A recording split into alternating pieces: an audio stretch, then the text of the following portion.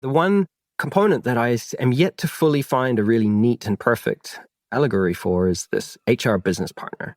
It occurred to me recently that the problem is actually in the name of this role because it says business partner. In disaggregating this word into what we actually understand the kind of multi-sided platform of a company to be, we've got working customers, we've got paying customers, we've got owners, and the business isn't actually a thing. And so with whom are the business partners actually aligned and who are they for? That is a significant change that's potentially required for us to update our ontology. I think that's one of the things that perhaps the new paradigm may have to leave behind. That's a thing which I think is still needs a little bit of thought. Welcome to the Work for Humans podcast. This is Dart Lindsley. One of the core ideas that we've explored on this show is that work should be treated as a product. But when we're serious about that, it raises a harder question. Who does the designing? Is product management itself the missing discipline in the future of work? My guest today is Chris Metcalfe, and he's a real deal product manager. Chris spent nearly a decade at Workday, leading the European teams behind its core HCM product, and then moved inside organizations like Primark as the head of product for people and culture. Today, he helps people functions become what he calls the R&D and go-to-market function for the product work. And he's not borrowing product vocabulary as a metaphor. He's asking what it takes to manage work with the discipline used to build great software. What parts of product management transfer directly, and what has to be rethought to make that all work? In our conversation, Chris lays out the 7 levers that move an organization from delivering services to running a product operating model. From visible leadership commitment to funding durable teams instead of projects to measuring outcomes instead of outputs. We talk about why nobody wakes up excited to use your HR services. And we identify a few places where Chris and I genuinely disagree. For instance, whether you can solve every need employees bring to work or whether product strategy is, at its heart, an act of making the hard trade-offs. As Chris put it, we differ by degree, not kind. And it's a productive difference. So, if you enjoy the show, please leave a review and subscribe wherever you listen to podcasts. With that, I am delighted to share my conversation with Chris Metcalfe. Chris Metcalfe, welcome to Work for Humans. Thank you. It's amazing to be with you. I have been wanting to have somebody like you on the show for ages. We have had people who have been product managers. We have had designers by the score.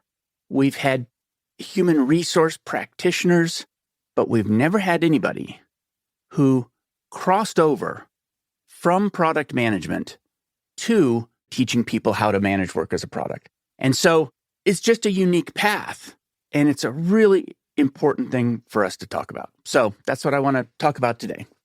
First of all, what was your path as a product leader in your organizations before you moved over to work? I started product straight out of uni. I left university, I needed a job, and I went to work for my dad, my family business, which was an importing company bringing expensive European toilets and taps and basins and showers and various things into the construction market, I guess. And my first job, I think, had some title like sales manager, and I was on the road a lot and selling things.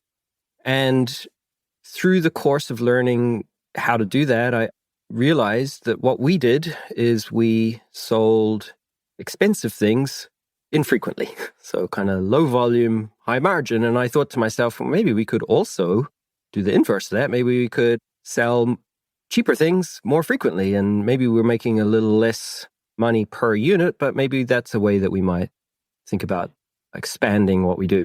So quite honestly, I found myself in China as a 23-year-old, green as it's possible to get, walking around trade shows and trying to source and bring product back into market. We had all sorts of crazy fun adventures, and it was a phenomenal, amazing learning opportunity, pretty much straight out of college. And I then met an Irish girl to whom I can now tell you very proudly that I've been married for a long time.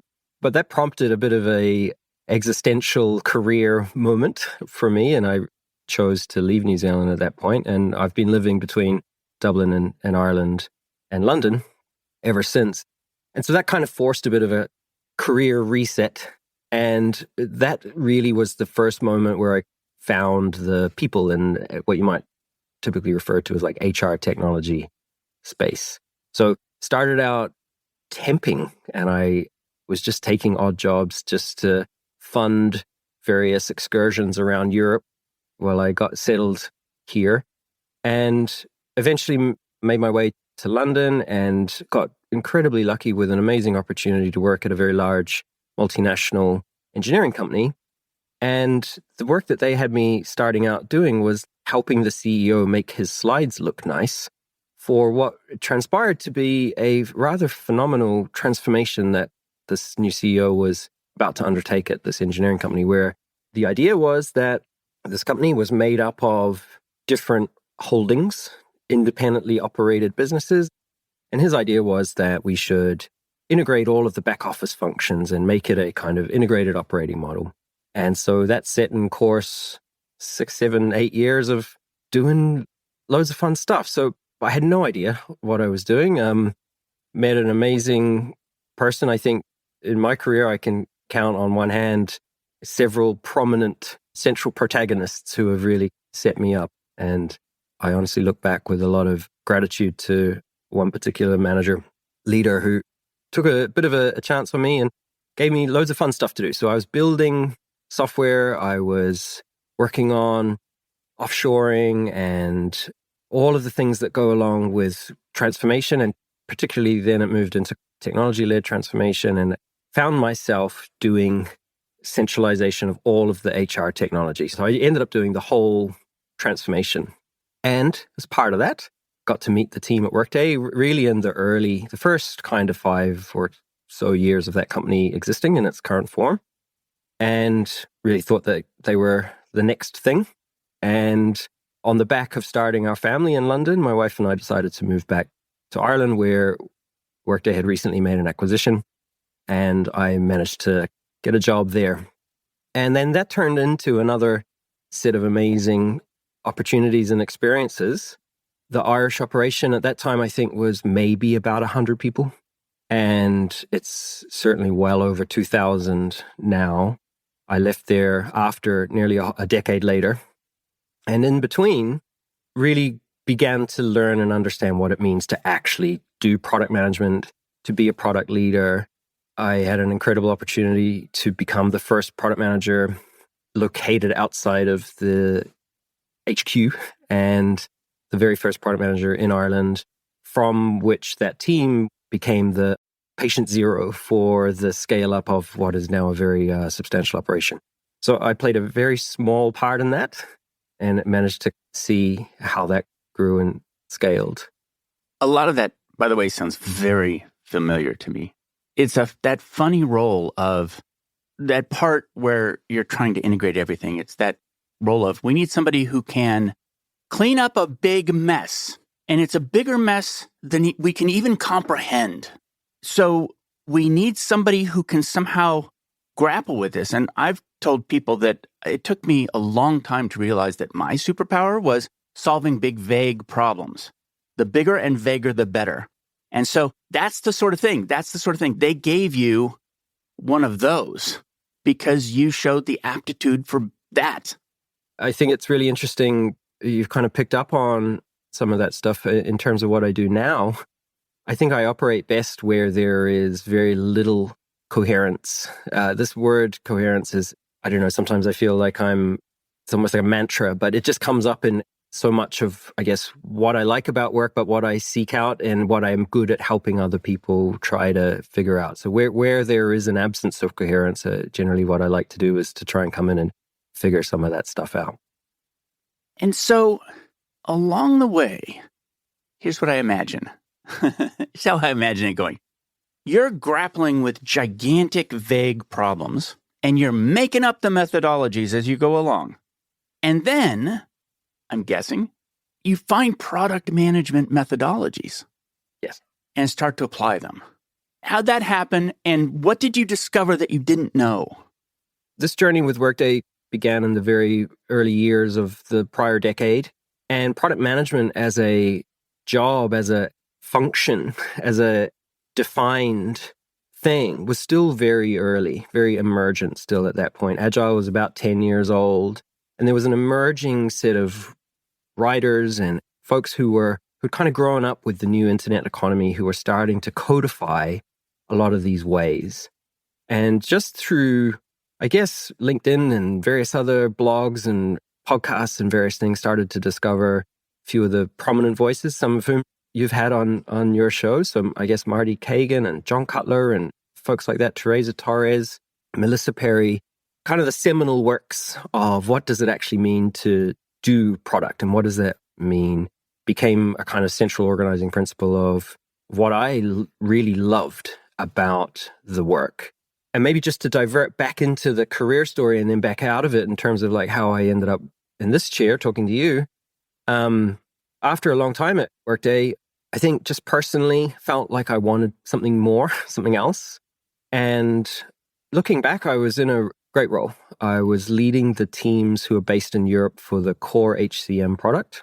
And at that time, so a few years ago now, that represented about 40% of the total subscription revenue for the Workday product in its totality. You know, at the time, you had to have the product that we were building, but it was kind of the unsexy one. It was the thing that spun off all the cash that all of the fun new R&D programs were funded by. And so I kind of wanted to take a step, and ultimately that meant choosing between moving the family to California or changing roles. So we chose that path. And interregnum between then and now was a couple of years working as a product and design leader at a smaller company, a learning management company based out of Italy. And then subsequently as head of product for people and culture at a very large European retailer called Primark.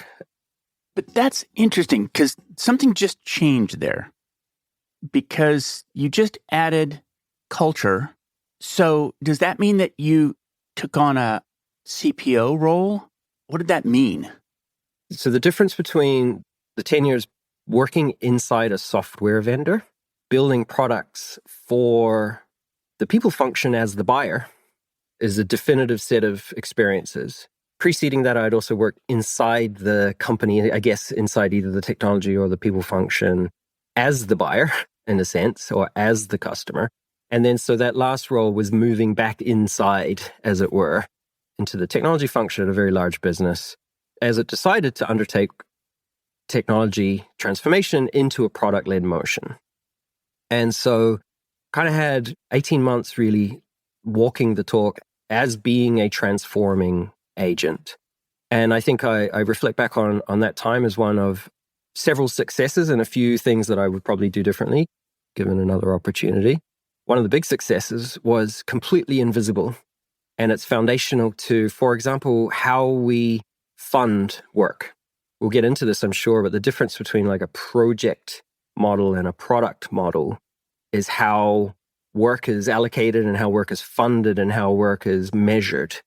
And so inside a product model, really you're funding capacity and then allocating that capacity to solve problems measured by progress and outcomes. The inverse is a project model, which is we need this piece of work to be completed. And we incentivize completion, we incentivize tasks, project plans, Gantt charts, contracts. And then the product model is very much we incentivize outcomes. And so I think the big success in Primark was really working as a partner to the finance team to move more away from how we fund work. And what I found at the end of that experience was that I think I can actually do this, but at scale. And there was a bit of a mismatch, I think, between the speed at which I wanted to transform the company and the readiness to match up to that. And so that led me up to this moment where I have my own business. I offer these services out to the broader market. And I guess what that means is having lived the life of the buyer inside the people function, having lived inside a technology function inside a large company, having built software and understood what it means to create products that sell very well. And most importantly, the operating model around how to do that successfully. And knowing this people space very well, back to your first question, I think there's just the intersection of 4 or 5 different things, which is very much a product practitioner's perspective on the operating model that leads to good product outcomes. Now, what I think you were just describing, and I hadn't really thought about that whole question of funding before and how product is funded differently. And you said it's funded based upon outcomes, and the outcomes, referring back to Marty Kagan, are solving customer problems. So I think what you just described is the difference between what Marty would call a feature factory, which is delivering features and getting funded for that, as opposed to solving for customer problems. And so I want to go through the nature of the transformation that an organization that's working in the one form, the sort of feature delivery form, goes through on the way to becoming a product-led function. I think there are 7 different levers of transformation that are available to anyone who has the mandate to try and change a company from the inside out. One of the first things to kind of ground ourselves on is the difference between the before state and the after state. We may get into this separately too, but I think there is a lot of energy out there in the world at the moment inside the people space to do something new. We know that the function as it's currently constituted, something needs to change. There are push and pull factors. So there's a push coming from all of the things that are happening in the world, macroeconomic, political, technological. Then there are people like yourself, pull factors, this podcast, Jessica Svan's books, Luke, all the other folks out there in the world who are doing lots of amazing work around this new paradigm. Those are prompting a lot of energy. What people then immediately decide, I think, then I'm generalizing now, but I think often folks say, yeah, brilliant. That makes perfect sense. We should be more customer-centric. We should be more joined up. We should think about the experience of our customer. Our employees are our customers. So we'll take the thing that we already have, and that's our product now. We've got this inventory, this catalog, and I think there's a very distinct failure mode inside of that. So having said that, once we're able to help folks move past productizing the thing that they already have, which is a very solution-oriented, to speak very plainly, anti-product idea, where we're starting from the thing which we have rather than the problem that someone else has, the customer has, we really have about 7 levers that I can figure out. And the best answer before we kind of dive into those is basically we use the product methodology to implement the product methodology, which ultimately is about identifying a problem to solve, uncovering and testing our assumptions, making a first step, which basically just means doing something, then learning from that action, and then using that information that you receive back from that action to inform your next step. It really is as simple as that. So underneath that then, to make that go well, there's kind of 7 levers, I think, one of which is visible leadership commitment. So we see 2 different personas. There's the renegade, guerrilla revolutionary who wants to change the system from the inside. That can be an amazing thing to try and harness, and it can also be a very disheartening experience if you're trying to fight a solo battle on your own. But once we see visible leadership commitment at a senior level, a lot of doors are unlocked. And so that's really one of the first places that we try and start from. Okay, before we go on, because it's super important, whose problem are you trying to solve? And I ask that because the history, I believe, of HR has been solving leadership's problem in regards to acquiring talent, as opposed to recognizing employees, people at work as customers.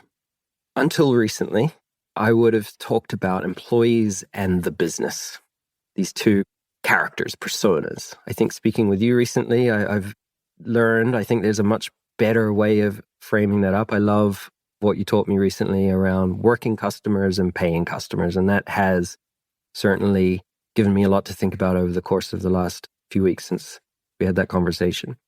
I think as well, the business, there's a bit of a thinking error in that framing. It's something that I think is referred to universally as this thing, this entity. And I think that there's a disaggregation that's required to understand that the difference between owners and the platform and the folks who are outside and the platform as the mediation layer between each of these participants. Once we understand and accept that, we can then see that the problems that we're trying to solve are for our customers. And that can be paying or working. There is, I think, a major structural, and if you'll allow me a small divergence for 2 seconds, building products for paying external commercial customers, as we might refer to them, everyone understands, okay, you have like a product function, you have this R&D group, you have a go-to-market group, you have sales, you have all these different things. It's a simple heuristic. One of the most powerful teaching aids, I think, and coaching aids is just to find the analogs and the proxies, because almost everything that happens in the commercial function also exists in some form inside what we might call a people function or an HR function or whatever the thing is currently called. So what does a product manager do? Product manager is there to steward the investment of the business, to channel that into things that are going to create value, solve problems for paying customers.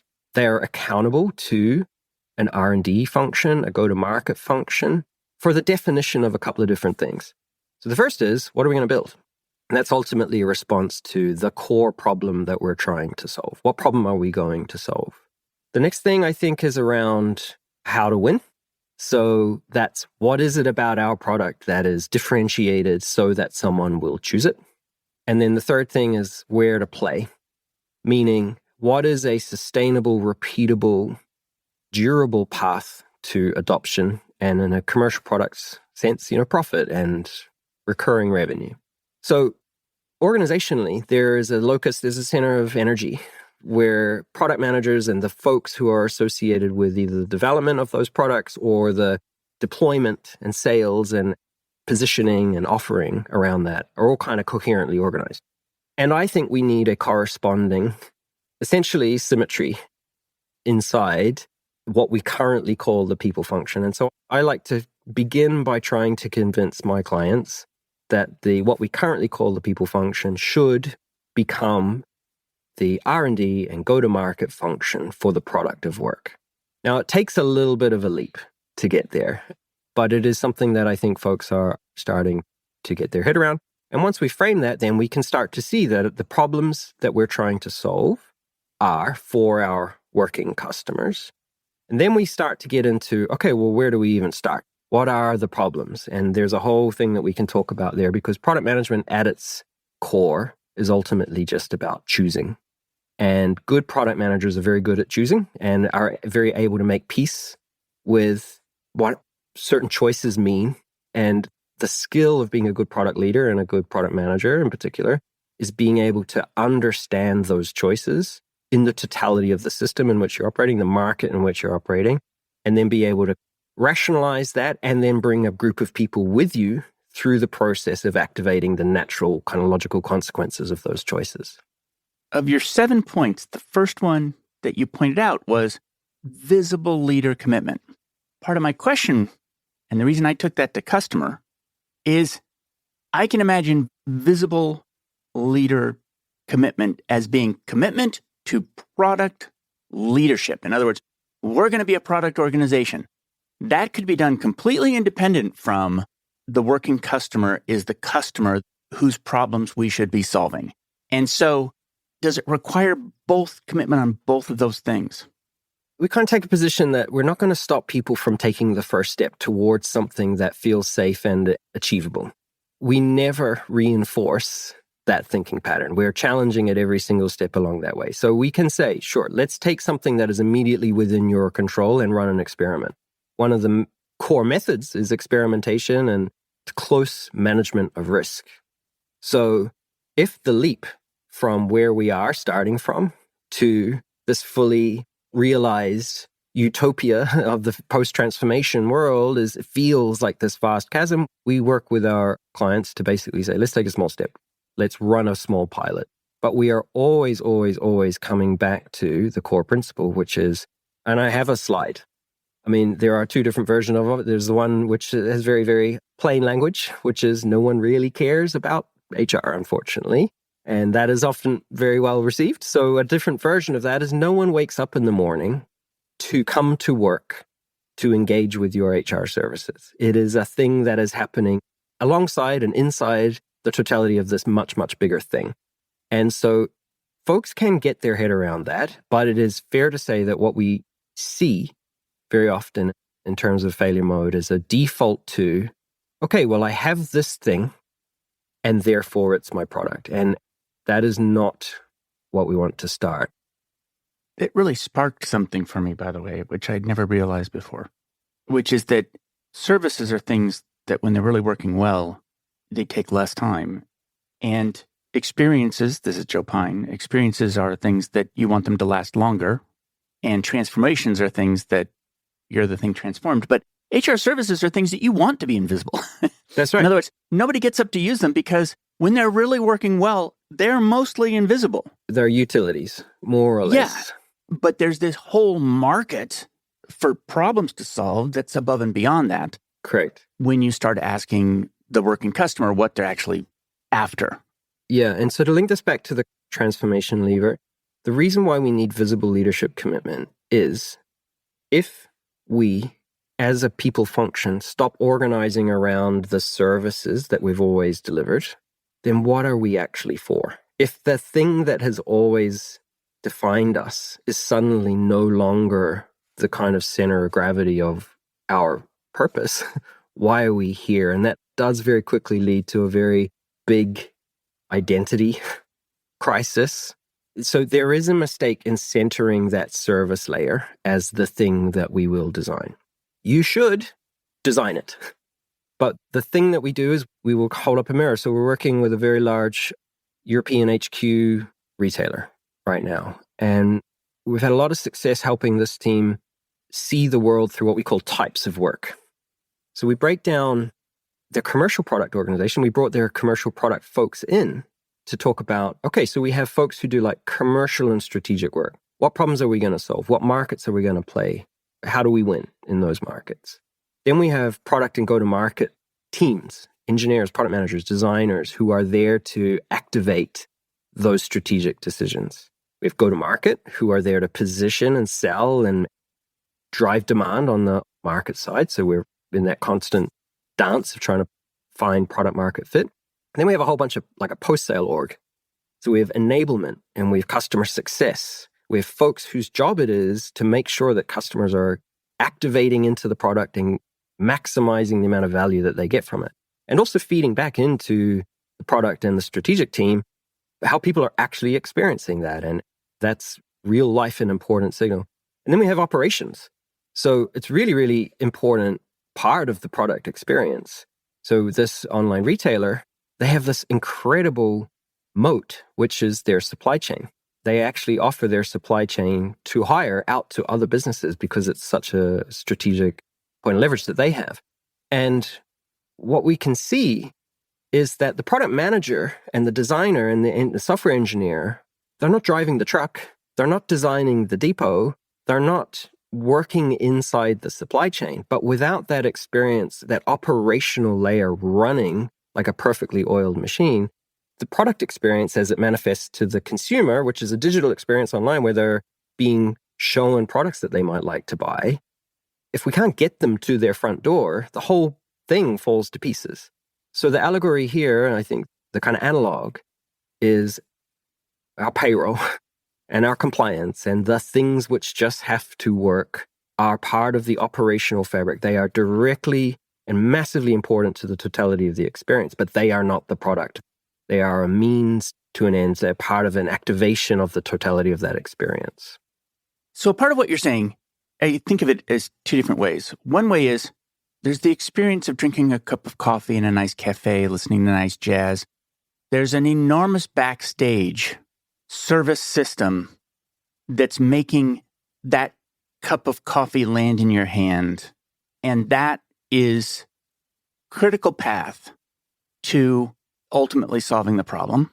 There's a second thing going on, though, which is that there are some things that are just satisfiers, which is you only notice if they're bad. And there are things that are delighters, which is you only notice if they're exceptional. And if you fail at the satisfiers, I think they're called satisficers. I can't remember what they're called. It's in the Kano analysis. There's delighters and satisfiers. And satisfiers are, you go to your hotel room and the sheets are clean. You can only get them so clean, nobody will notice if they're cleaner. People will absolutely notice if they're not clean. Or if they have bed bugs or something horrible in them. But then there's the mint on the pillow. And the mint on the pillow is above and beyond. And you notice that's a delighter. But the truth is, if the sheets aren't clean, you don't care about the mint. But maybe even reinforces my frustration on, why did you spend all this time on the mint? Could you not please just give me the towels? Yes.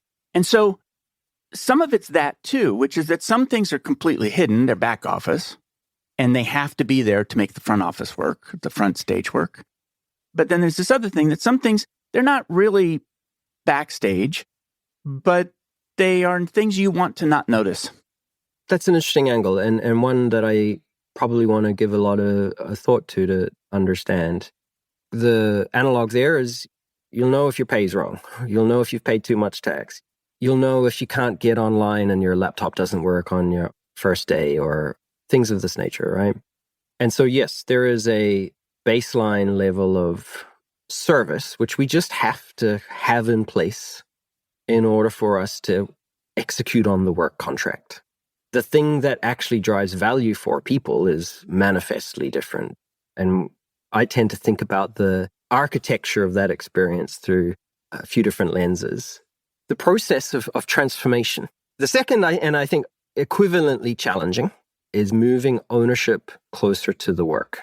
What this works from is the idea that the people who are speaking with customers every day are best placed to make good decisions around how we should solve those challenges. And I guess this needs to be held up in contrast against what Marty Kagan describes as feature factories or like stakeholder-driven road mapping and planning.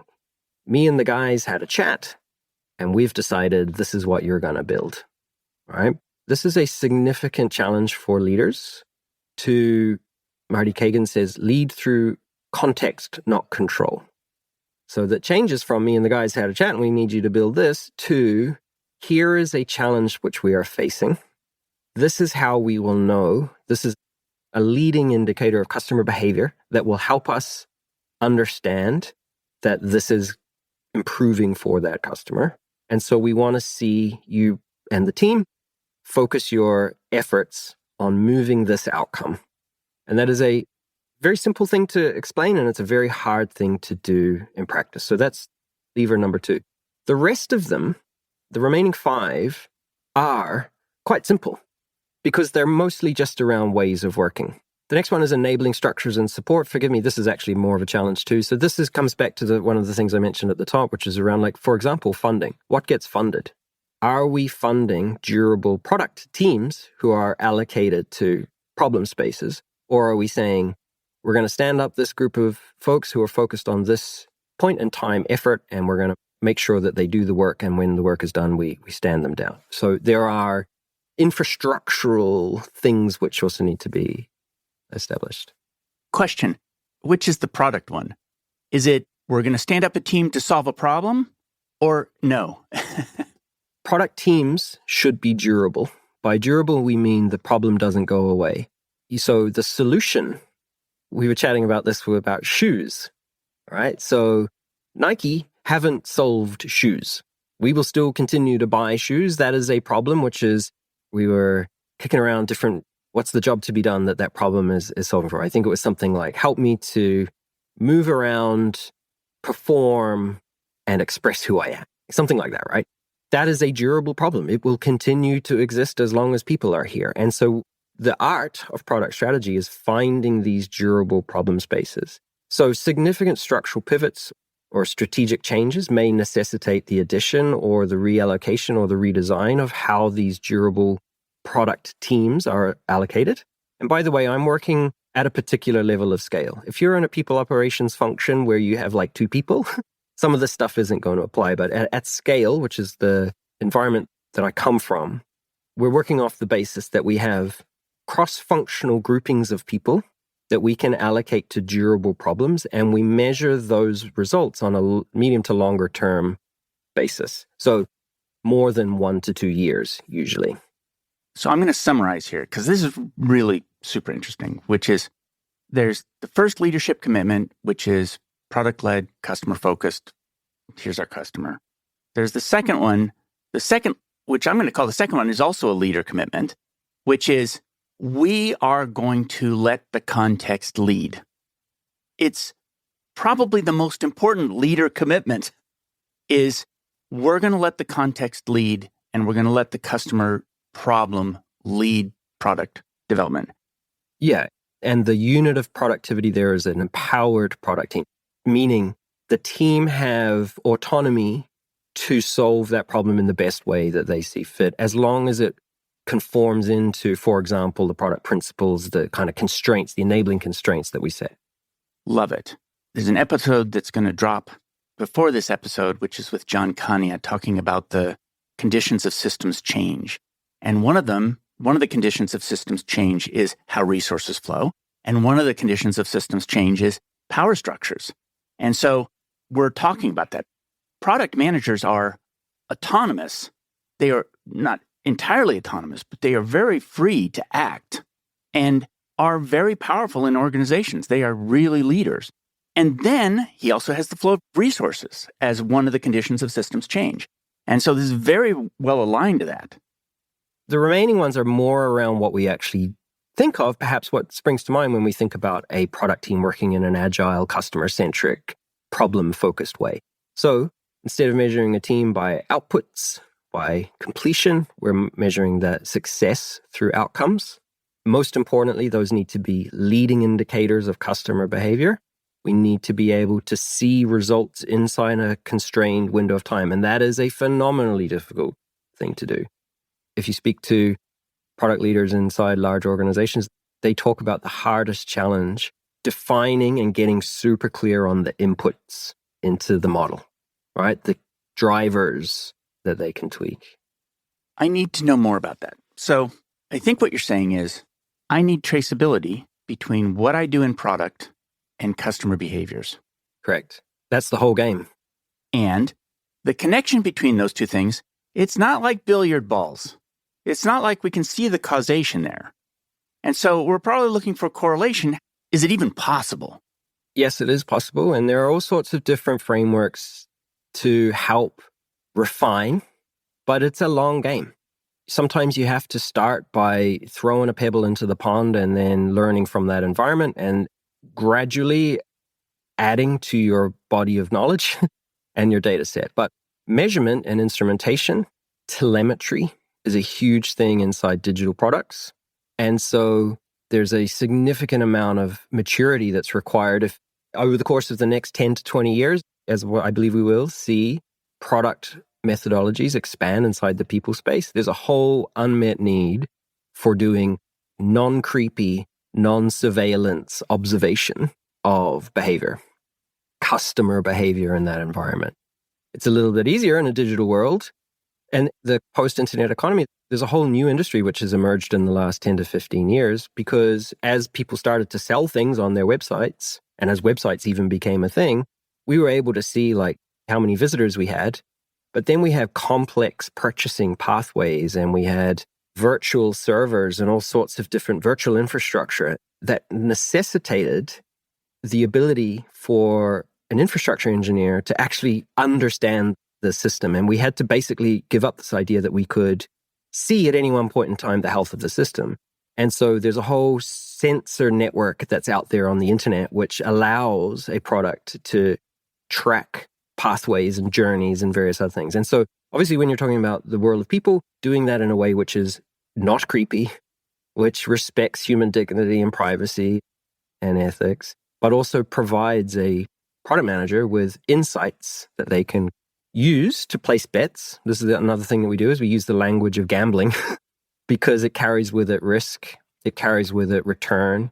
It carries with it the sense of the unknown. And it also allows us to try and ask questions. What information would I need to improve my confidence that this is going to result in the outcome that we're trying to drive? One of the best coaching questions I have for a product leader would be, would you bet an uncomfortable amount of your own money on this thing, whatever it is, being a success? I do not want you to actually do that, but if you get a little sick feeling when you consider that, that's probably a little bit of a signal that you're flying a bit blind.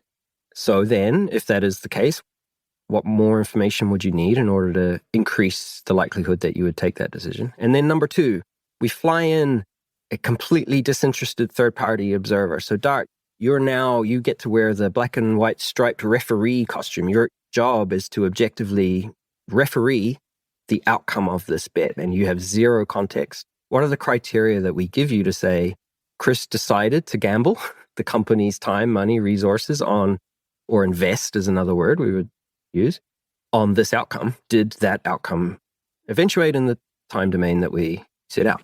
And so, again, if you can't write that down, what are you doing? These are skills. So, redefining success through outcomes. 3 more, new operating rhythms. So we have governance, we have sprints, we have the language of agile.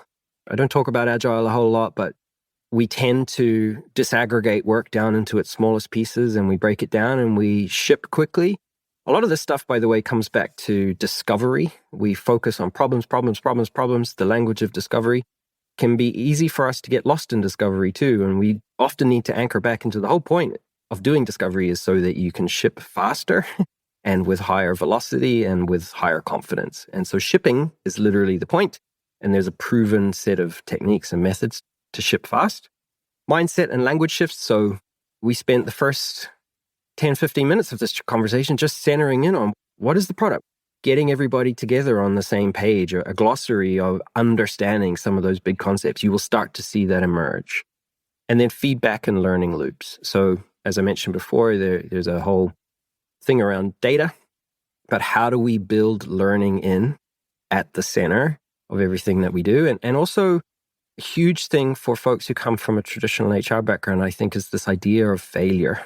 And there's a lot of cliches about making it safe to fail and all this kind of stuff. But I do think that there is, in the language of the HR industry for the last 20 or 30 years, these deeply held core beliefs, even in how we describe the teams inside of HR. This is a center of expertise. So experts know, right? And they bring with them part of their cachet and their status is the fact that they are an expert and that they know what good looks like and what best practices. And we have to kind of dissolve a lot of that identity stuff to realize maybe I don't know. And that's okay. In fact, learning is the point. And if we're going to experiment, an unexpected outcome of an experiment is that the experiment may not produce the results that we are trying to get to.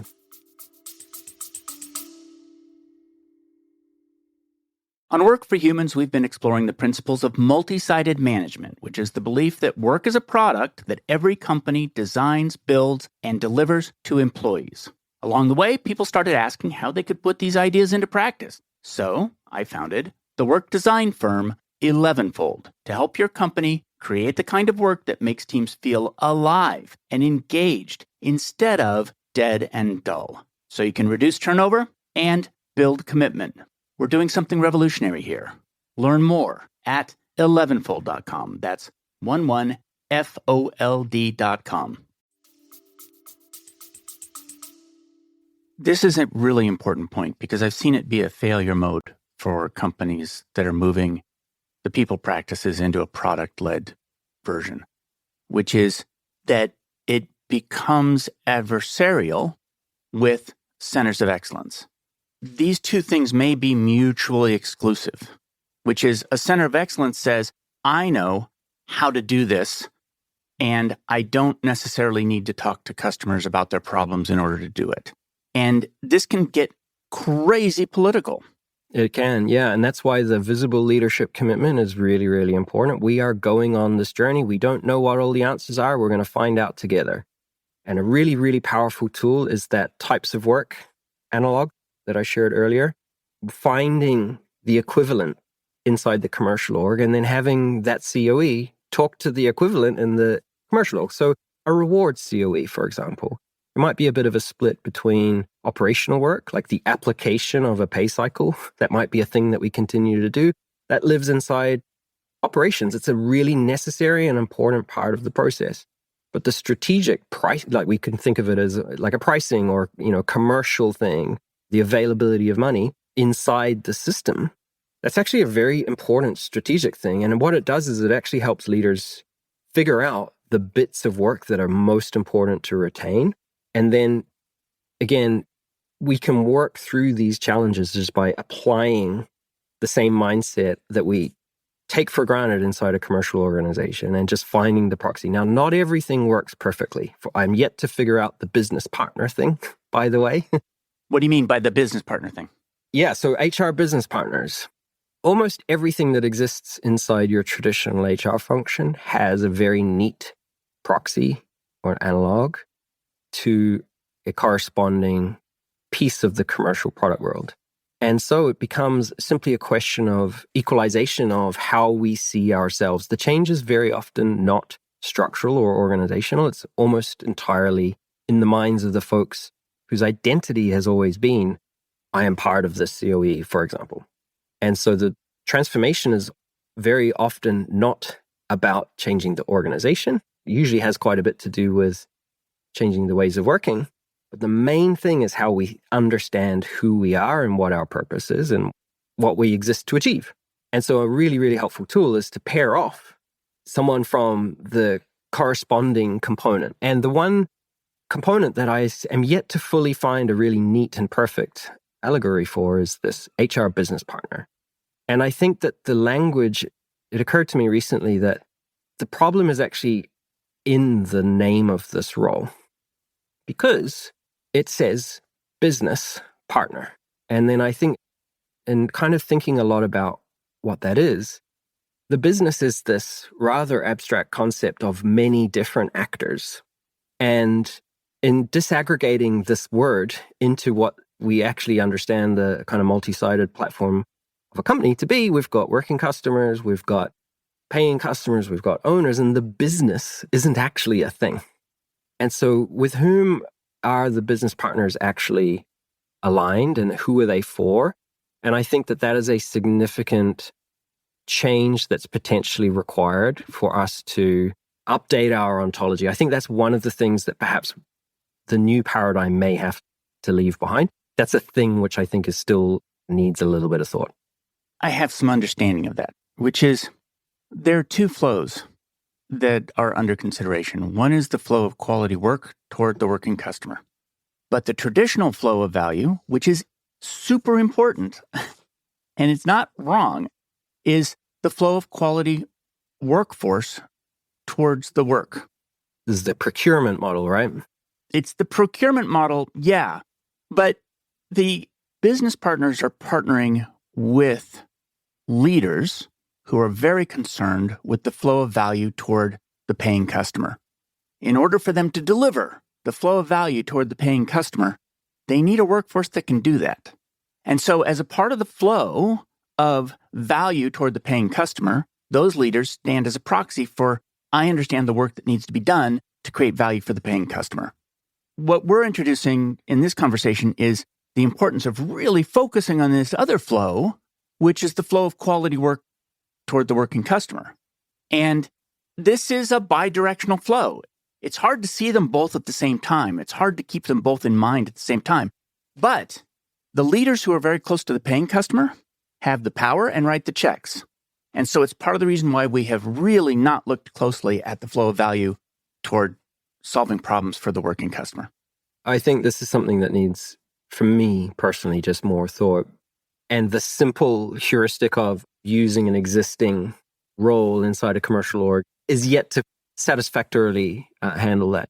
I think the manager, the team leader, is really, really nicely aligned to a customer success type role inside a B2B function. You're there to receive the customer from the kind of sales cycle, or you may even be involved in the sales cycle, and your role becomes about activation, smoothing the onboarding process, a point of contact, and then activating value. And then the types of things for which you're measured over time, I think, are around revenue retention, value retention for the company, and then value expansion over time potentially too.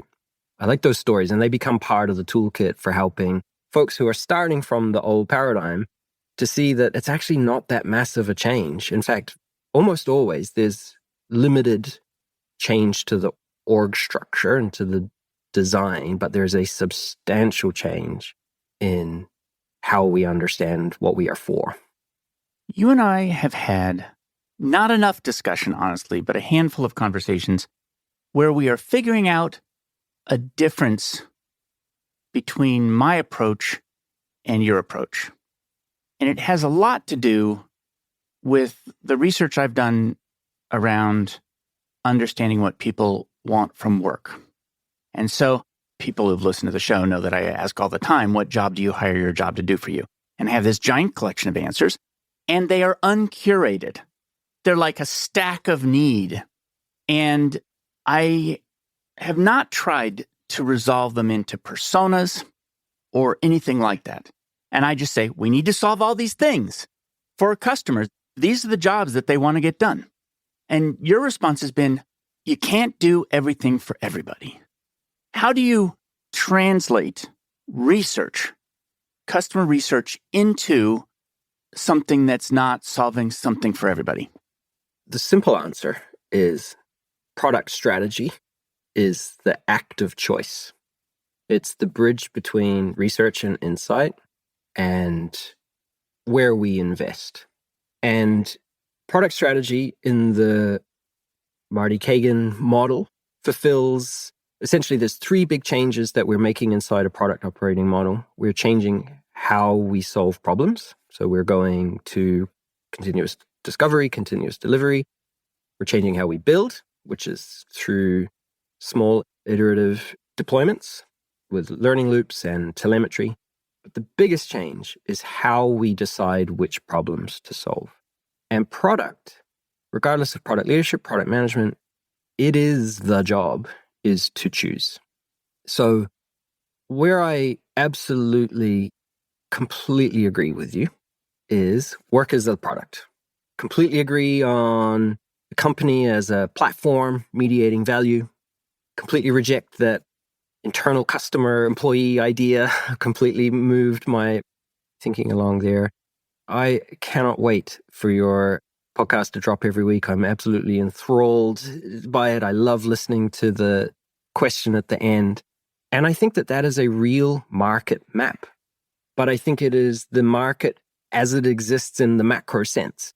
It is an inventory and a catalog of, if we were to think about it in a retail space, it's all sorts of different categories. I think it's shoes and it's jeans and it's women's wear and it's kids' clothes and it's summer clothes and it's winter clothes.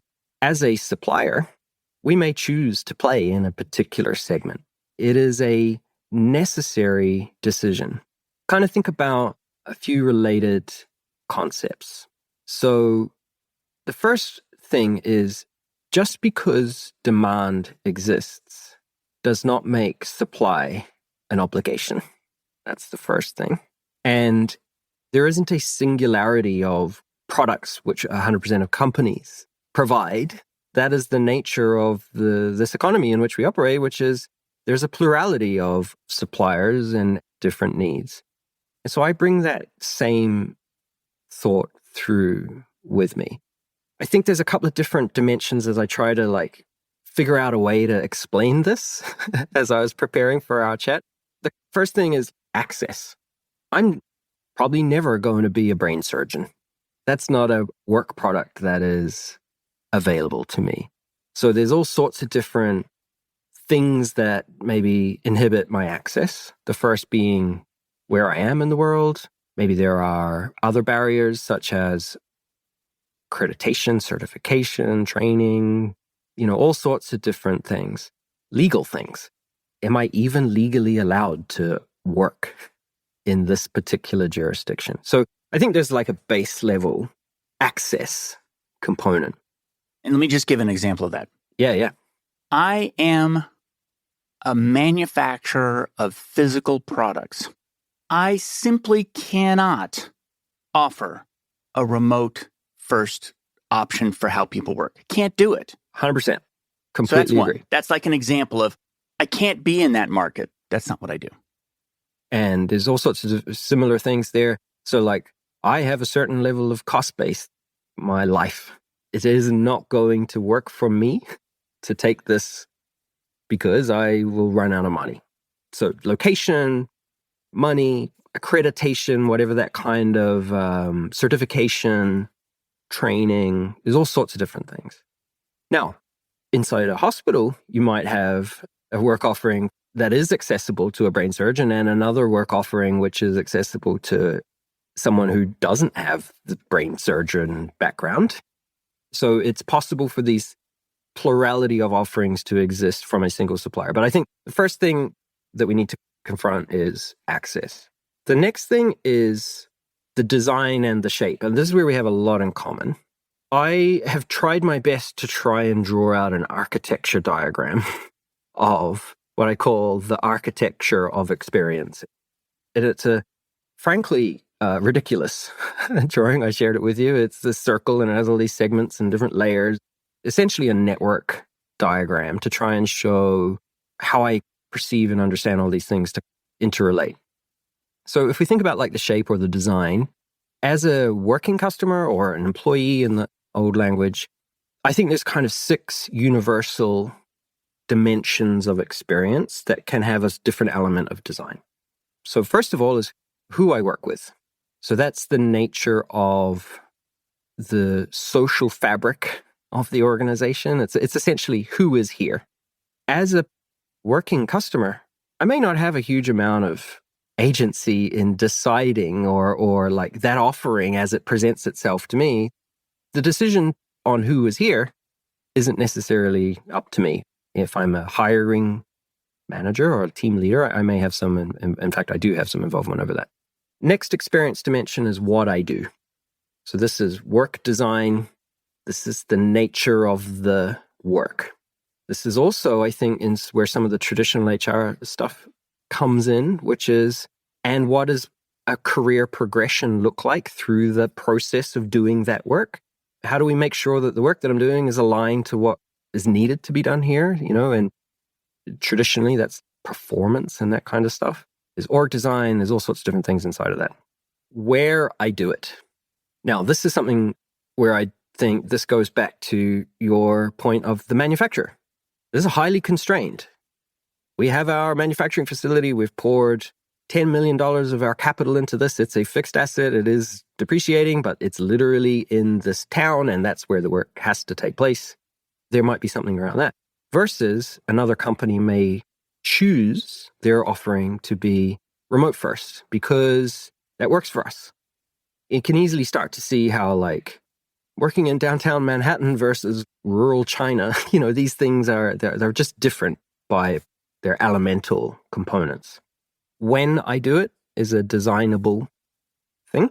So you may have shift patterns. You may have global time zone coverage that's required. You may have weekend work. There's all sorts of different things. This also extends to the difference between working time and non-working time, how we respect folks and their time away from work and how easy we make it for them to take that time away. Why goes to my own, and this is where I think your research really, really, really, really has a massive, massive richness and depth, which is what are the personal intrinsic and extrinsic motivators that connect me to this place of work? So my wife has never worked a day for profit in her life. She's only ever worked in the NGO nonprofit sector. She, I think, and then part of your question that you ask is like, what does that cost you? There is a financial cost to that, but she doesn't see it in that way because so much of her alignment to purpose is connected into the social utility of the work that she does. Me, I'm a little more of a voracious capitalist. So there's an external reward motivator there that comes from other things. But I also, and we'll probably get into this, I have a connection to purpose, which is a bit different. The reason why I like doing what I do is very different to my wife. So easy to differentiate there. But a lot of the stuff that we do inside a company relates into this dimension. Who are we? Why do we exist as a company? How do we reward people here? What are our values? How do we communicate? How do we express who we are? And then the last piece, which is very designable, which is how I do it. So there's some like socio-technical things going on in here, which is like, how do we fund? You mentioned earlier before, like who gets the decision-making power? How are decisions made? How are those decisions communicated? How do we do projects? How do we do change? Through to what tools do we give you in order to do your work? In the IT view of the world, it's productivity technology. I kind of hate that phrasing, but can you log into the machine?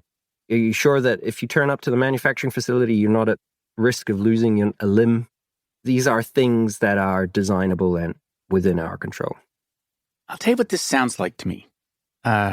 In business architecture, there's something called an offering pattern. And offering patterns, it was invented by Art Caston and Sean D'Souza. Call out to Sean, my colleague.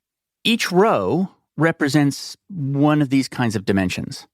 And then there's a pick list across that row.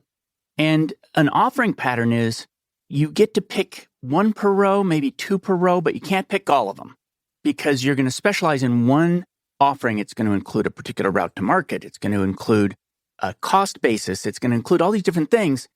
And what you're trying to do is you're trying to limit your decision space to something focused that you invest in, that you're going to be the world's leading best thing at that thing. 100%. This is why we exist. And so basically, the trick of a product strategist then is to take all of the corpus of knowledge that may be, your rich tapestry of inputs from this podcast. It could be whatever discovery we go through. And we are trying to isolate and find what we call durable problem spaces, where if we invest in helping customers make progress inside that space, it will help us commercially. And so there's a link between working customer progress and paying customer progress ultimately. We call these things problem spaces. Okay, I have a really good example from Dropbox. We had Melanie Rosenwasser on the show. One of the jobs to be done is help me live where I want to live. I hire my job to help me live where I want to live. Sometimes that means sponsoring my visa, but sometimes it means locate your business where I want to be or allow me to be remote. Dropbox became virtual first. So they specialize in that. This is why you have to focus on what your product line is going to be best at, is because they actually had to change how they invest in real estate. 100%. There's all sorts of operational, investment, financial, governance, legal, tax. I mean, that is a non-trivial decision. And so what they've done in that case is they've made a very clear product decision. This is our offering to the market. It is positioned in this way. We cannot solve every possible problem in the market. We cannot respond to every stated want. So we need a way to structure that problem and opportunity landscape before we decide what we're going to build. We've made a very, very deep strategic decision here as a company, and now we go about manifesting that through the offering and the positioning. This is especially true where feature sets are antagonistic. They cannot coexist. I cannot make a company where we all get to meet face to face and we all get to live where we want to live or something like that. So I cannot build a four-wheel drive vehicle that will carry a ton and I can park in the city and gets 100 miles to the gallon. Can't do that. And so you decide, this is what I'm going to create. Correct. And so product strategy is ultimately just choosing. It's the art of choosing. And so product strategy ultimately says, how do we manifest our product vision? Product vision is just basically, what does our vision of the future look like? What is our deep understanding of this customer problem? And how do we imagine our solution solving that problem in a differentiated way? Product strategy says, and I'm going to give you a really great example from a real life technology build. I think it's probably safe to share this publicly. Probably 10 years ago, Workday was losing sales, new accounts in the retail space. We would go and super competitive, and we were going up against competitors who had a workforce scheduling offering. So we're talking about retail, lots of frontline workers, folks whose work patterns are shift-based. Workday had a time tracking capability, but it had pretty much, since its foundation, been built for what you might describe as like white collar or office workers. So this was a kind of missing product capability, and they were losing business. And so it became not an existential decision, but a major strategic decision, which is, what would it cost us to add that product capability? And what do we stand to gain on the other side of assuming we do that well? And what would we perhaps have to redirect or redivert investment away from? And what would the cost of that be? And how do those two things compare? Now, in a perfect world, we would do everything, but we don't exist in that perfect world. And so we have to say, some of our customers who have been waiting for us to invest in this thing, which is super important to them, are going to have to wait a little bit longer. And that's probably it might even hurt us. We may even risk a tiny bit of churn on the back of that. But as a product decision, it is better in the medium to longer term along these dimensions. So there is a hard commercial element to being a product person. I think there are a lot of folks who are drawn to design and product because high user empathy, I get to be a craft, I get to craft something, I get to work with cool technology, I get to do R&D. And that is also true. But I think that there is a commercial component which is inherent to product work. We haven't really spoken about the kind of 4 big risks of a product. So the first is like value, meaning, will someone buy this? Is it desirable? Second being usability. Once they've got their hands on it, can they figure it out? Third being feasibility. Can we get it done with the available skills, time, and technology?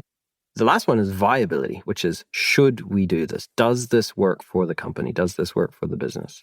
Again, I'm using the business in the knowingly and incorrectly. I'm actually okay with using the business in that phrase. I'm good with that. It has to work for the business. The business is a system that manages the flow of resources, some of which is money. Yeah, for the purpose of creating value in the world, right? Net value. Yeah. So product strategy is ultimately which unmet needs are important enough for us to invest time, money, and resources into. Did you happen to hear the episode with Peter Fader on customer centricity? I did. I think you can safely assume that the answer to any sentence which begins with you asking me, did you happen to hear the episode? I think almost 100% of the time the answer is yes. Excellent. I'm happy to hear that. The question there was, it's very interesting because he says, don't be product-centric, be customer-centric. Customer-centric, yeah. I don't disagree, by the way. I completely failed to differentiate those two in the conversation because to me, being customer-centric leads to a lot of product decisions. So anyway, his point was, your objective is to win the highest value customers. And so you're not here to be nice to all customers. Customer centricity does not mean being friendly. It means satisfying the needs of the specific customers who are best for your business. And I think this is I would say it in a slightly different way, which is every business makes a decision around who their ideal customer profile is. I am not the target market for, I'm going to butcher this, French high-end high heel maker, Christian Louboutin. I'm just not the target market for certain things. And that's okay. I am not the type of customer that business should spend any time or effort on trying to win. It is a core function of the role of product strategy and product management to figure out what does our ideal customer look like so that we can spend as much of our energy in winning as many of those as it's possible for us to win. And so when we were trying to figure this out, we had this whole idea of positioning, this whole idea of stated needs. We have to listen to the market. And then there is an art in making very, very, it's like a stewardship art to basically say, given constraints, where do we invest? So I think that is super interesting. Solving problems for customers in ways that they love and also driving value for the company. That's it. It forces us to be super thoughtful and super precise. For my own business, like I have a few different products that I offer, right? One of which is like transformation consulting. Another one is executive coaching for chief product officers and their leadership teams and practitioners within their leadership teams. Another is a group coaching journey. And then I work with other partners to speak at events and various other things. So there are very specific parameters for those opportunities that I will put all my chips on because I know that is highly matched to an opportunity that I know that I can convert into value for me and for them. And there are other opportunities where I think this isn't a space that I want or need to play. And when it goes wrong, so for example, I won't name the company, but I worked at a company where my job as leading the product and design function ultimately ended up being about chief relationship healer with customers who had been sold something that was never fit for the purpose, to the extent where perhaps sometimes even things were written into contracts without us knowing about, things that they were going to be done in the product. And it wasn't the customer's fault. They just had misaligned expectations around what it was that we were going to be able to do for them that we could not meet. And that is not a good situation to be in. And product strategy is trying to avoid that and to maximize the upside of those choices. That leads into a discussion that we probably don't have time to have, but it's the difference between marketing-led brand and product-led brand. Well, I mean, even within the marketing world, you have brand marketing, right? Which is, who are we? What do we stand for? When you choose to buy from us, who are you choosing to associate yourself with? Then you have product marketing, which is, and the thing that you're buying has all of this capability and it will help you solve your problem. So brand marketing is very much often trying to drive demand for sales teams. Product marketing is speaking further down the funnel. And then you also have customer marketing, which, I mean, if you've ever bought anything online, you probably still get emails from them. Hey, just FYI, remember that time that you bought that cool shirt from us? Well, guess what? We've got a sale on cool shirts. So it's keeping you engaged. And those three different functions often get treated as one inside the aggregate, but they're quite different skills. They're kind of doing different things. I tend to see a very close alignment between what I describe as product marketing and the customer experience function, which again isn't necessarily an org, but it's a set of practices that go from the post-sale experience through to things that we do to listen and retain accounts.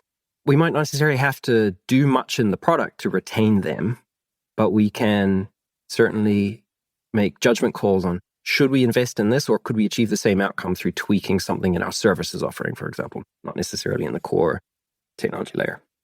I have made this argument that there are certain things, parts of the work offering that should be served from the center. It's things that everybody wants the same. Everybody wants their payroll to be accurate. And I have also argued that for where there's differences between customers, we should push a lot of the decision-making and design to the last yard, which is at the team level between managers and team members. And so what's your position on that? In part because I think I push a lot more out to the edge than you might. And a part of my desire to push things out to the edge is the desire to be something for everybody that we've just been talking about. And so where do you land on that discussion? So I think more can be designed from the center than perhaps you do. But I think we're talking about degree, not kind. So I can share an experience I had as a new leader when I was working at Workday. Workday today is not the company it was when it started, and there's all sorts of different reasons for that. But when it first began, it was a phenomenally wonderful place to work. It was very well led. Dave and Anil as the founders. They learned a lot from their experience at their prior company, PeopleSoft, and what happened. And they kind of set out a lot of things that they wanted to not have happen again. They personally interviewed the first 500 people. I wasn't quite lucky to be in that number, but I was certainly hired by people who were in low single digits. I was hired by those folks. And Workday became known as this incredibly employee-centric, wonderful place to work. And then it started to scale. And as it started to scale, it became more complex. And that first layer of cultural alignment started to wobble. And it became a kind of victim of its success in one sense. And some of the things that had originally made it great became unintentionally things that were beginning to get in its way. So as a new leader, it just happened to correspond around the time that the CEO really grasped this problem and said, being a good person is not incompatible with getting things done here. They said kicking ass. Being a good person and kicking ass are entirely mutually compatible ideas. Not only are they mutually compatible, but this is our baseline expectation of you as a leader here is to conform to these ideas. You must be a good person. And that also means when it gets tough, acting in this way. And I found this incredibly empowering because I had a very clearly defined set of parameters within which I was expected to operate. And then I had permission to go and solve problems that were at my team level. And there's a whole handbook. It's a core text of something I look back on in my career as a profoundly powerful thing. It was a huge investment on the company. They would fly every manager out to California for what you might describe skeptically or cynically as like cult indoctrination week. But it was done with the right intent and done with highly, highly skilled design capabilities at the core. There was no technology. There was a sign-up page or there was travel and that kind of stuff. But the product that we were participating in there was an experience where we were being shepherded through a process which was transformational. And on the other side of that, I then had a much clearer perspective on what I needed to do at the edges. But that experience in its totality was designed from the center. I guess that's where I would conform and then push. I think this is a phrase that you created, which is that the center can design and is responsible for designing the architecture of adaptability at the edge. Correct. Completely agree with that. Yeah, I think of it as enabling constraints. It's enabling constraints, but freedom within those constraints. Correct, 100%. So I like to imagine a 2x2 because I am a consultant and I can't show up to any meeting without having a kind of 2x2 rattling around in my head. Imagine, if you will, two axes, one of which is anticipate and respond. So before and after, pre and post. And then another one, the other axis is enable and stop or guardrail. So what we end up with then are, I guess, things that help us. So enabling things that happen after. So how do we learn from something that's gone wrong? How do we handle that failure or incident? How do we relate to reality and evidence of the thing that just happened? Do we try to reframe that and conform it to a pre-existing narrative, or do we lean into it and embrace the difficult reality? How do we handle uncertainty? I think there's all sorts of different things inside of that, right? To the left, you've got anticipate and enable. So before things happen, how are we going to lean in and embrace change? How do we reinforce behaviors that align with what it means to work here? I guess like what I just described with that story of bringing everyone to California. How do we navigate trade-offs? How do we handle risk? And then on the other side, you've got guardrails, the things that might protect or correct. So bottom left, anticipate guardrails. How do we eliminate harmful behaviors in advance? How do we define and communicate boundaries in advance? How do we prevent harm before it happens? How do we manage power dynamics? All of these things are kind of like anticipatory. And then on the other side, you've got corrective responses. So how do we solve for conflict? How do we recover when we've broken trust? How do we handle complaints and hard feedback? How do we raise problems? All those kind of things. So there's all sorts of different things inside of that. And I think that's a really useful heuristic to set out at the core what it means to work here. So those are kind of like core beliefs and cultural principles, on top of which we then build out our product capabilities. And those in my mind, map pretty neatly into those 6 dimensions that I described earlier.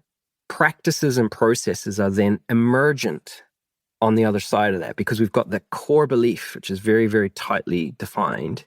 We create an enabling tool, whether that's technology or something else, and then the behaviors emerge, and then experience is the ultimate emergent property from the collective integration and interaction of all of those things across those dimensions. This is the weird thing about talking to you, is that makes so much sense to me. So I hope that it's not too weird. I'm glad to hear that it's coherent. It's at least we're on the same weird page. Yeah. Yeah, fascinating. I have a few closing questions, as you know. Okay. I should switch him up. I should give you new ones, just to throw you off. But Chris, what do you hire your job to do for you? Well, I love this question so much, Dart, and as a big fan of the podcast, I've often listened with fascination to other people's responses, and, knowing I was coming on gave me quite a lot of pause to think about this for myself. And I think that there's 2 answers, frankly. There's a simple answer. I mentioned that word coherence. I think I'm in a constant pursuit of coherence. And so that comes back to puzzles and order, trying to find order within chaos. There's a lot of creative things that I seek out. I also seek out movement and travel. I'm coming up to 20 years away from New Zealand and having got to see the world, growing up on a very tiny little rock on the edge of the South Pacific. You grow up with a particularly constrained view of what's possible in the world. And so seeing the world has been a phenomenal thing. But if I really push a little bit further, there is a deeper answer. And I think it goes to something which I've had to do a lot of inner work around and to try and uncover. I can't claim it to be a perfectly original thought. It's something I heard someone else come up with their own purpose, but I felt it was such an amazing expression of ultimately what I think I'm here on this earth to try and achieve, which is a calm mind, a healthy body, and a house full of love. And so honestly, work is something that is helping me stay in alignment with that. So it is about health. It is about, I don't know if this is a word, but it's about enoughness. It's finding enough time in my week. It's about experiences like this one. And it's also about finding enough income and enough of those things that I mentioned in the simple answer, the coherence, the puzzles, solving, the kind of creativity, time to do that with people who are really interested in trying to figure some of that stuff out together. And I think there's also a before and an after response too, and I'll try and be brief here, but a few years ago, I was really out of alignment with that. And so had you asked me this question a little while ago, I think in all honesty, I would have had to say I was trying to get status. I was trying to get things that don't bring me closer to the calm mind, healthy body, house full of love. In fact, it created an imbalance, and to a degree that I, had some health things on the other side of that. And so my work, I think, is ultimately a bit of an escape from the corporate world and a place for me to design work around what matters most, design the things I spend so much of my time actually doing. It's really wise. There's so many people I talk to when I ask them what their work costs them. And I'm going to ask you that next, as you know. And they say, well, it harms my mental health. So the opposite of calm mind, they see that as a cost. I don't see enough of my family. And some people say it cost me my physical health. So you had a situation where the cost of the work you were subscribing to satisfied some other needs. It had some attributes that you liked. Status is great. Who doesn't like status? But it came at too much cost. Yes, 100%. What is the cost that you experience now? I am very privileged to say very little. It really did take a bit of thought to figure that out. I mean, I run a very small business, and so there's some inherent uncertainty around that. There's a degree of, I guess, responsibility that might sometimes feel quite heavy to carry. Other times I thrive in that. I love figuring out how to run a business. The travel does come with time away from home. That is a cost in the aggregate sense. a house full of love. It's not that there's any less love, but there's certainly a little bit of like logistical stuff that carries with it.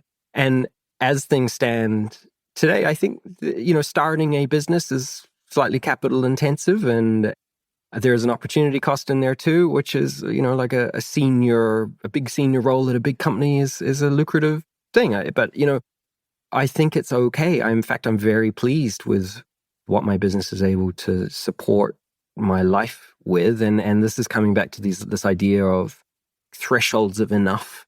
After what level can I say I comfortably have enough? And I don't need to push. I don't need to seek out. And this has a plus and minus, right? So like, do I have enough time in my week for the things that are important to me? Am I spending enough of my mental and energy and focus on health? Do we have enough money to live on? After which, am I able to trade up or down on some of these other dimensions, that kind of thing. So I think right now I feel great. and I feel like I have kind of walked the talk a little bit too, like designed something that really does work. We had Stacey Barton on the show. This was a long time ago. Disney experience designer, storyteller. And she said, I hire my job to give me abundance. I love that word. It's a very interesting word. It's a little bit more than enough. But it's this feeling like I'm not on the edge of not having enough. The word abundance can mean a lot of different things. It can mean abundance of happiness at home. Joy, love, peace. I completely agree. I love that word. It is definitely in there. I like to think of the purpose of my business to drive abundance in my personal life, but I also think in some way that I would also love for us to restructure the way the world works around this world. Rather than being extractive tax on, for example, the planet, I think that there is a way for us to create a society and an economy which optimizes for human and planetary abundance. Those two things are not incompatible objectives. And I'm completely aligned with that idea. I really appreciate you taking the time. We talked a long time today, longer than I usually talk. That's a pleasure. How can people learn more about you? I have a website, red-oak.agency. The company name is Red Oak. There's a contact form there. You can find me. I'm on LinkedIn. I'm not posting as much as I might have in the past at the moment, but I'm definitely responsive there. If you reach out to me and want to talk, happy to do that. I am increasingly available and visible through my good friend Luke Omani's events. The Sapien X brand is something, Luke and I have a burgeoning little partnership. If you're in London in either May or June, Luke has some events. I'll be speaking at those events, so check him out. sapienx.co.uk. You can find me there. And I also write on Substack. The Substack is called The Operating Model. Fantastic. Thanks. Thanks for joining me for another episode of Work for Humans. If you enjoyed this episode, please give us a 5-star rating wherever you listen to podcasts. And share the show with one person you think would get value from it. Believe it or not, this really helps us grow the show and reach more people who want to build the kind of work that people really want. As always, thank you to my producer, Jason Ames at Ninth Path Audio for his insights into content and his high standard for quality. Final note, the opinions shared here are my own and not the views of Google or Cisco Systems. Thanks again for listening. See you next time.